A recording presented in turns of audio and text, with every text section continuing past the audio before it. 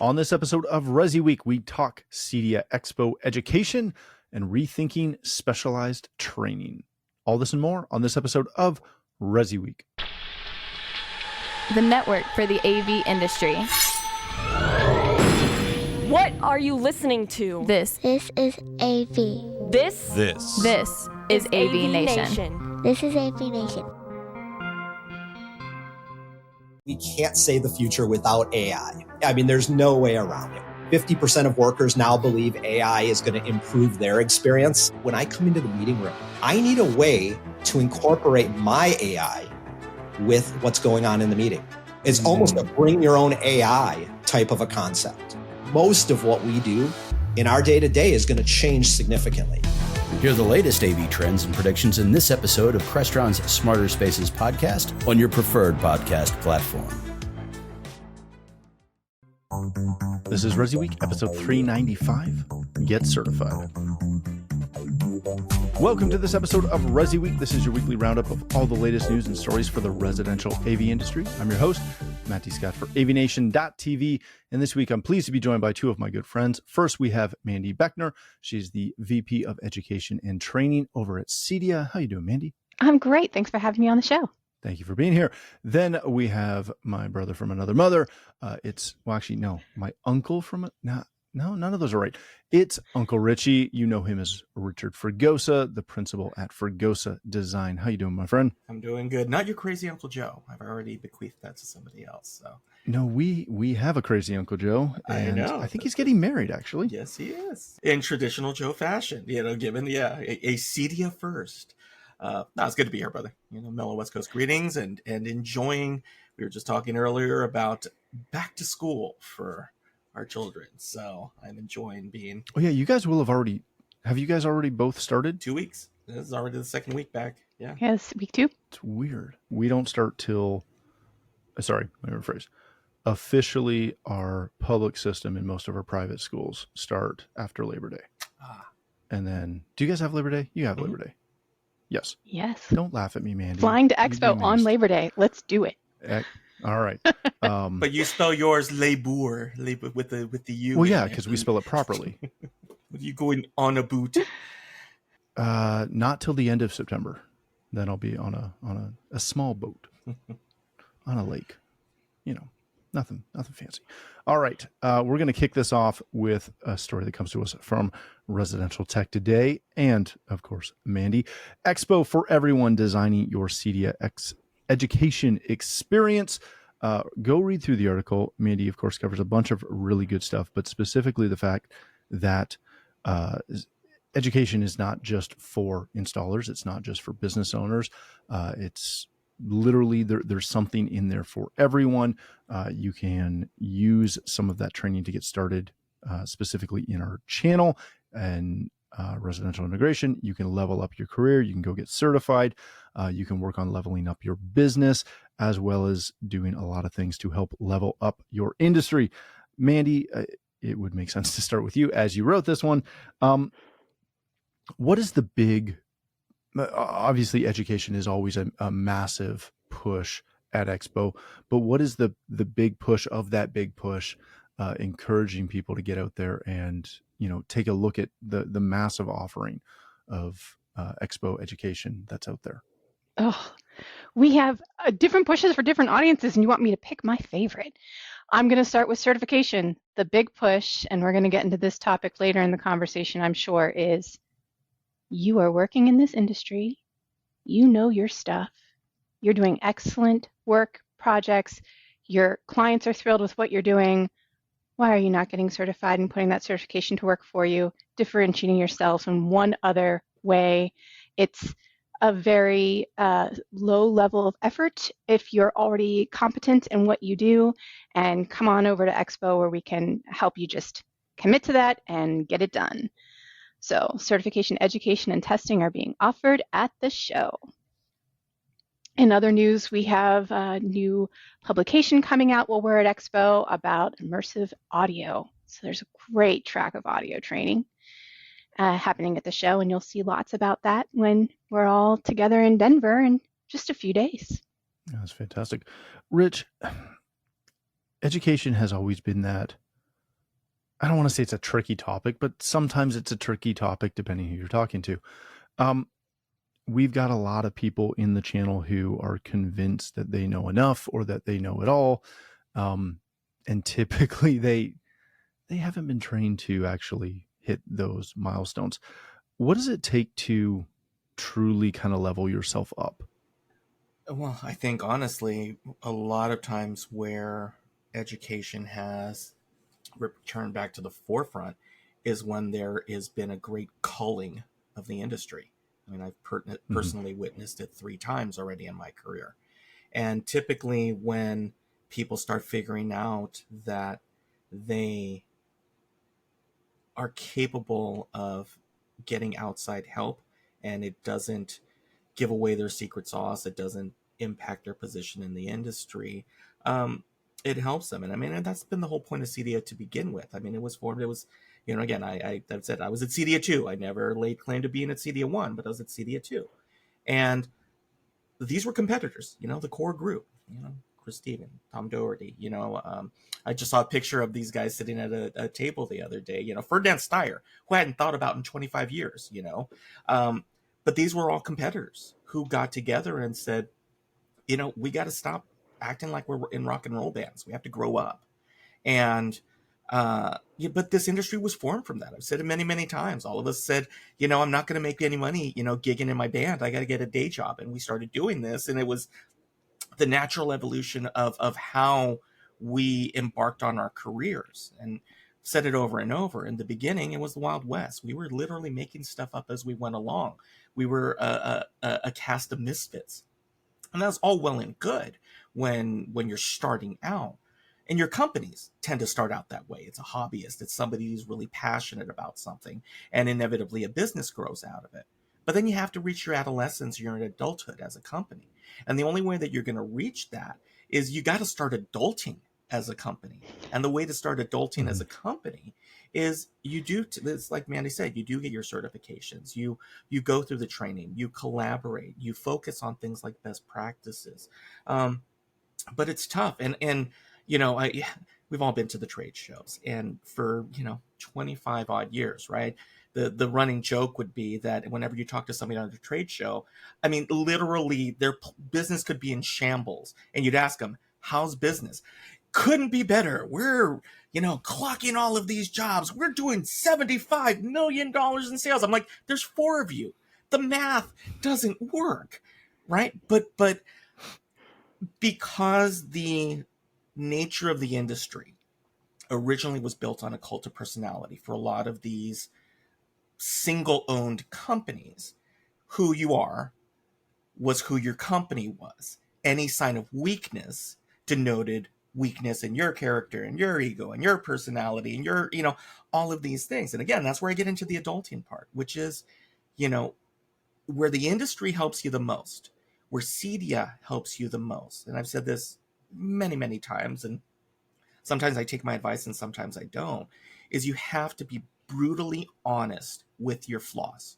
You have to be brutally honest with how you are the roadblock to your success, and embrace it and go, okay, and like they say, there's no such thing as failure. It's just opportunity, but you got to embrace that. And that becomes as what CEDIA is coining, the leveling up, right? If you want to treat it like that video game, you're leveling up now. You've now just internalized, oh crap, I can learn something.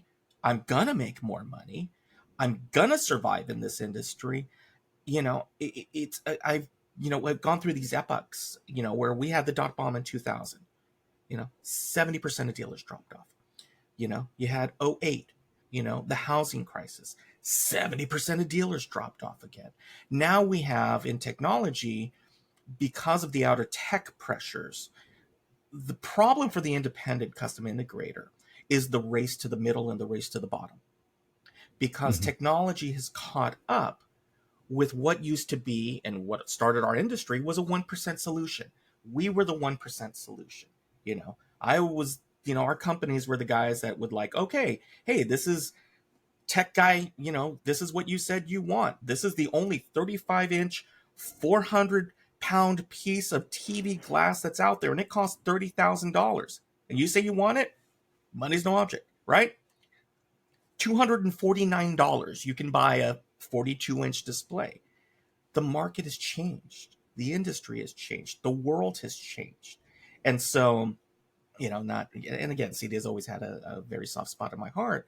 That is where the leveling up comes from, which is if you try to do the business the way that you came into the industry, you're accelerating the way that you're going to leave the industry. And so these are, if nothing else, options you need to explore. CEDIA is and we've had it before. We've had Dave, we've had all of the others, is that CEDIA is just not the show. We've gone over and over and over where it's like, oh, it's the show, it's the trade show.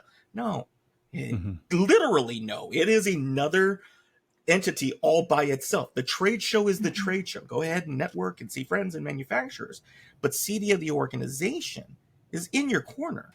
They're the ones that are lobbying. They're the ones that are, dealing with all the legal issues, who are fighting, in court when all of a sudden they're trying to apply high voltage license requirements to low voltage installers. They're lobbying groups. There are all of these things that are going on. And Mandy's like nodding her head and going, "You go, Rich. I love you guys. This is awesome." I love this whole idea of this self-reflection before you come to CEDIA to really know, before you come to Expo, to really know where you need to level up. And for all of you who are listening out there thinking, no, really, I got my game face on, I'm good, then I encourage you to come to even just one of the business or project management sessions we have at the show. Our feedback from last year was there wasn't enough on business and project management. We needed more. More than a third of the program is on business. Things like, hey, do you have an exit strategy? Do you know what your financial picture looks like? If the economics of our situation change, are you ready to change with them? These kinds of sessions, go to one of them and use it as a mirror to pay attention to how you're having conversations in the room, questions people are asking, where people are nodding, where people are leaning in and looking worried. Now, how do you feel? If that is your mirror reflecting back at you the state of things, does that change your opinion on how confident you were? Engage with people and do the work. And then, of course, as Rich was saying, your association is here to support you and your business in all facets. But to be a part of association, take some work on your part, just a little bit of effort. You have to put something into it to get something out of it. I feel that way about my associations that I belong to for my own profession, for talent management and for as an association professional. If I don't go and engage with my peers, if I don't ask hard questions, if I don't try to help some people and ask some things, then I'm just not going to get the full value out of it. And so come talk to us from CEDIA to learn about the programs and the initiatives that Rich is talking about so that we can include your voice or make sure that we're hearing from you on what's valuable in your market. The easiest way to tell if somebody is full of it is when they tell you that they know it all and that they've got everything under control and there's nothing more they could learn in their business or their life. Well, I'm gonna bring up a bit of a touchy subject in terms of conversations I've had with dealers, because again, how dare you? I'm telling you, and again, and it is one of those things that is, I'm not even going to say with all due respect, because it's not that type of thing. But do you want me to say it for you? I said with all due respect. Rich meant with all due respect. I'm going to bring up several real world conversations I've had with dealers over the decades. Okay.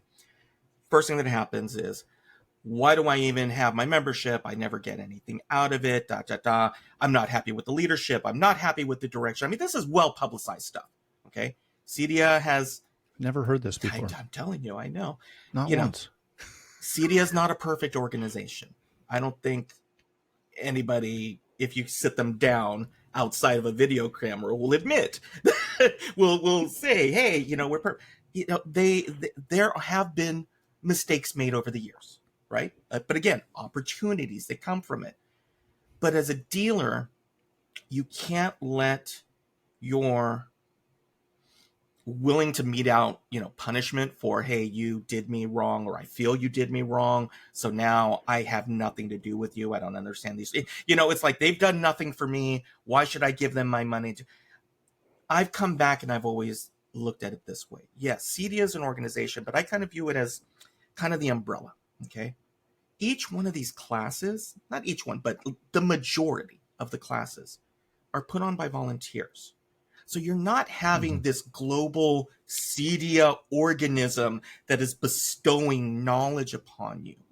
What you're paying for is an opportunity with an instructor who is in your business, who has been in your business, who knows these things, to be in a room with them and to go, hey, XYZ, I've got lifelong friendships that were formed from those early ones, from somebody who put on a class.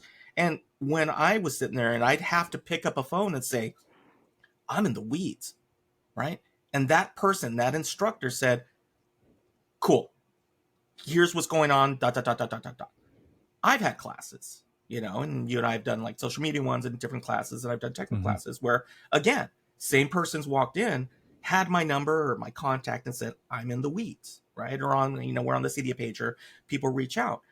It is still a volunteer organization. Regardless of the organization itself, it is an opportunity to work with those people. And so for me, and to deal with the integrators, and again, this is what I do, right? I'm the middleman, right? I'm that glue between, from here to there with a lot of them. And I mean, we've told the story many, many times. The first time I met you, first thing I did is I grabbed you and I said, you're going to meet some people.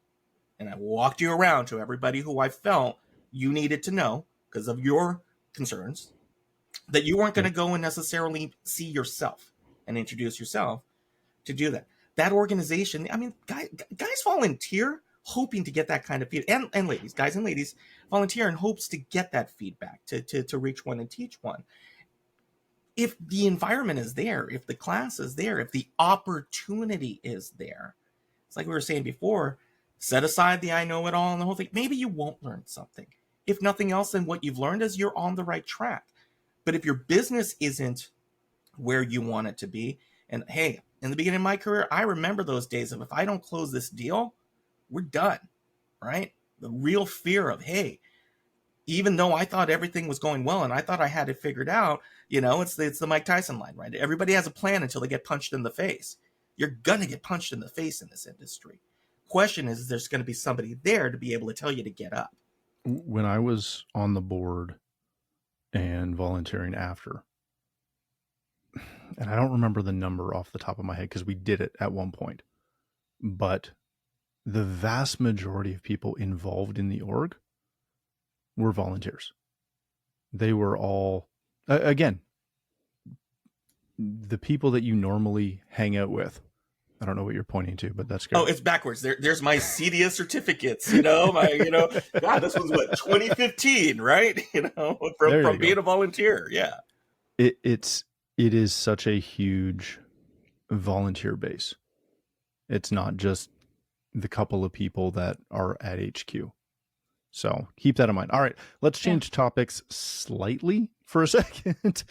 This comes to us from Residential Systems and a good friend of the show, Mr. Henry Clifford. Rethinking specialty training. Why are you training employees that won't use those skills for months or years when you can partner with a specialist who does this type of work that you only occasionally need all the time? As we've come to expect from our good friend Henry, he weaves a really nice story going through the potential of having some heart surgery done, and whether you want somebody who's just a GP or that, head of, I don't remember what the term is for heart surgeons, but you want that heart surgeon, cardiovascular, there we go, who is, top in the state, top in the country, et cetera. This is a really on point article kind of for where we are right now, leading into CEDIA, but also just in general, really, because how often do you spend tons of time trying to learn all about something that you're likely not going to use very often? Up here, the one that cracks me up, that dominates the conversation all the time, is 8K, where, at least in the States, you guys have a little bit of 8K availability. Up here, it's non-existent still. But there's lots of people who are very excited to talk all about it. Rich, let me start with you on this one. What is the balance between doing some specialty training versus outsourcing that to someone else. Math don't lie. I just, again, it's depends on how big you are. If you're a 2-person shop or a 1-person shop, there's not enough hours. You can't be the CEO, the CFO, the CTO. They'll try. You'll try. Let me take a step back. It is not uncommon to try. And this goes back to, again, we were talking about reaching out and CEDIA and certification and collaborating. And again, my business model is built upon what he's talking about, which is, hey, it's okay to get outside help in order to make you more profitable. Mm-hmm. As a smaller company, or if you're a company that's running lean and you don't feel that you have the money to spend on it, right? That's the first thought. Well, why should I pay for it if I can do it myself, or I can learn it? I've invested in training, all of these things. Lost opportunity costs. There is, you start taking people or yourself away from the ability to do what you do best. And when you partner with people who do what they do best, you have a smaller pie, but guess what?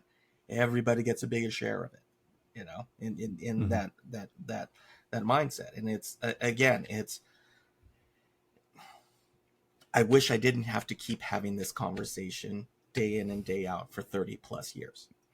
It's just, and the reality is that, it's the same in the IT industry. It's the same in the security industry. It's the same in the construction industry. This is not a novel concept. You have company owners who have decided to be company owners for a reason, and a lot of times that's where it stems from. And as you train your staff, it's okay. Because again, you have to give people the ability to move up and give them the opportunity to grow and become more professional at the same time. But you also have to have the ability to bridge the gap to get in, get out, and get paid. And that's always the what I kind of counsel dealers on is like, look, you want to get paid? Do you want to make sure that it's not what you made on the job today, but 2 years from now you retained your profit? What are you willing to gamble in terms of your profitability at that point? If you did it all yourself and it took you 3 weeks longer and you're constantly doing service calls because you have all these whoopsies because of lack of knowledge, then you didn't make what you thought you made on the job. You didn't help yourself the way that you thought you did. And you sure as heck didn't make as much money as you believed you did in the first place. Now, if you can get in, partner, and sometimes it's tough. And there are areas where you can't find partners. There are parts of the country where it's a little difficult too. But, again, it's as you're adulting as a company, and this article is spot on. I couldn't agree with it more, but it's tough. It takes a retraining of your brain to be able to say, hey, it's okay. It's not quite like Rick James or cocaine's a terrible, cocaine's an incredible thing, but it's like ego's an incredible thing, right? What is it? Rick James, you say cocaine's a hell of a drug, right? Well, ego's a hell of a drug in this industry, man. I tell you what, it's a big high, and I get it, but it's just, if you want to last over the long term, this, much like training and everything else, has to be that retraining of the synapses in your head, that it's not a sign of weakness. It is a sign of strength. It is a sign of professionalism. But again, your organization, your employees will follow that same path if you lead with that mindset.